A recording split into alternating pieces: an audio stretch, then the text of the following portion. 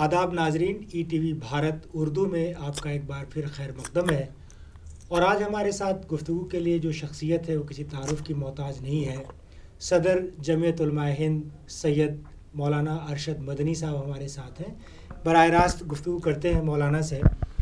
اب چونکہ بابری مسجد وغیرہ کی سماعت شروع ہونے والی ہے وہ عدالت میں، اور ظاہر ہے کہ اس پہ ابھی الیکشن آئیں گے تو اس پہ اور طرح کی سیاست ہوگی، طرح طرح کے بیانات آئیں گے۔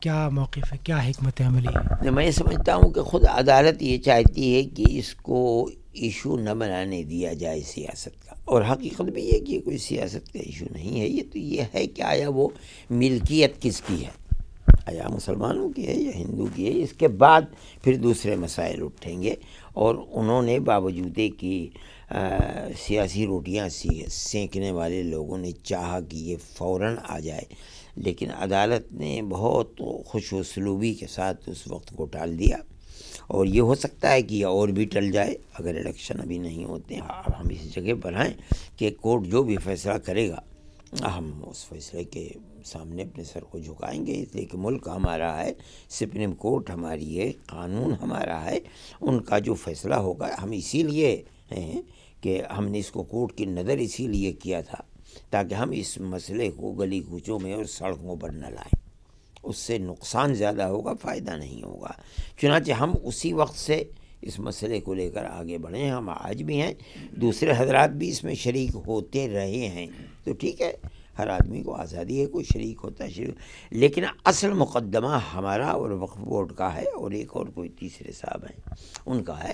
تو ہم اپنی جگہ کے اوپر قائم ہیں، اور بہت ہم نے تو اس کے اوپر کروڑوں روپیہ خرچ ہوا ہے، اور ہم کروڑوں روپیہ خرچ کرنے کے لیے جہاں تک بھی چلتے رہیں گے ہم چلتے رہیں گے انشاءاللہ۔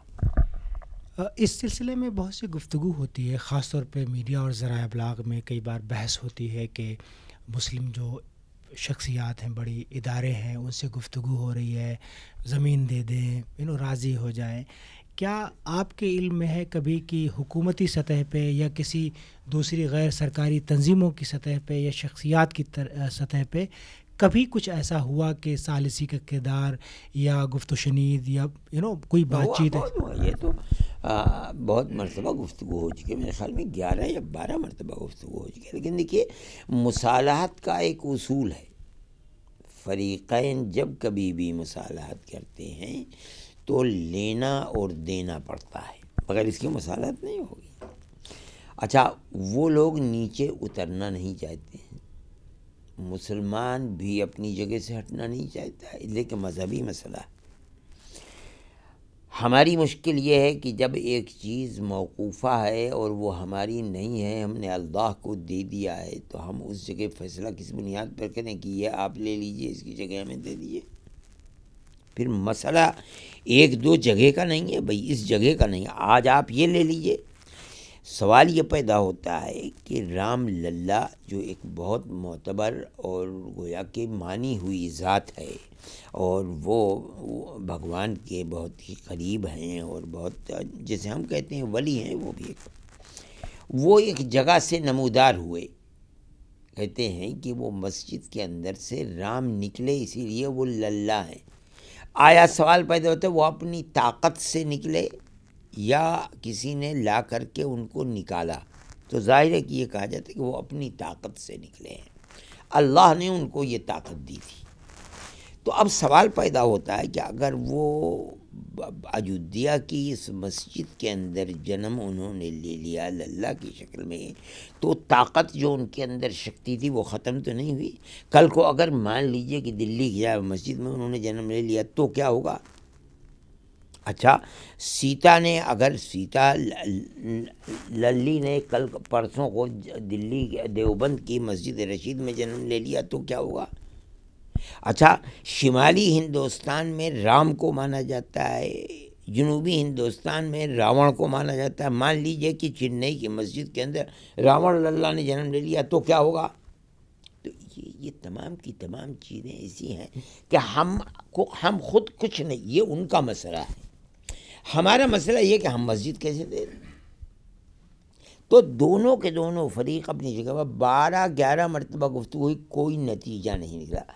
اب ہم اس جگہ ہیں کہ بابا ہم نے جسے ثالث بنائے، یہ دنیا کا دستور ہے کہ دو میں جھگڑا ہوتا ہے تو تیسرے کو ثالث بناؤ، ہم نے ثالث سپریم کورٹ کو بنا دیا۔ سپریم کورٹ کے اندر مسلمان جج نہیں بیٹھے ہوئے ہیں، وہ بھی آپ ہی کے ہاتھ میں ہیں۔